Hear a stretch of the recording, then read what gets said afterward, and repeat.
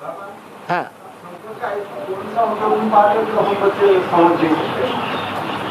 शंकर का ऐसा पार्ट है जो तुम बच्चे भी समझ नहीं सकते।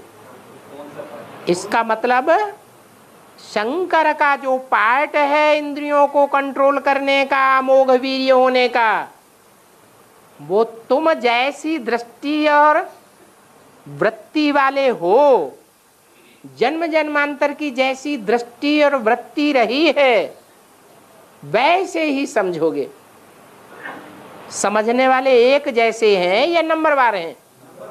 नंबरवार हैं।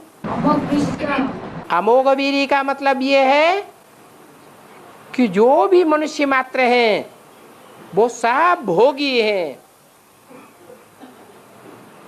परमपिता परमात्मा शिव सब में नहीं प्रवेश करता है, वो सिर्फ एक मुकर्रर रथ में प्रवेश करता है। उसी को सबसे जास्ती संग का रंग लगता है, निराकारी स्टेज का। तो कर्मेंद्रियां निराकारी बनेंगी, जल्दी निराकारी बनेंगी या साकारी ही बनी रहेंगी? निराकारी बनती हैं। जब कर्मेंद्रियां निराकारी स्टेज को धारण करती हैं तो जो शक्ति है कर्मेंद्रियों की वो क्षीण नहीं हो सकती, लेकिन इसमें टाइम लगता है। Practice makes a man perfect. ये याद की मेहनत है। याद की मेहनत का मतलब ये नहीं है कि शिव प्रवेश करता है तो याद रहती है, नहीं। शिव कोई पक्षपाती नहीं है कि ब्रह्मा में प्रवेश करेगा तो ब्रह्मा को जास्ती याद आएगी, शंकर में प्रवेश करेगा तो शंकर को जास्ती याद आएगी, नहीं।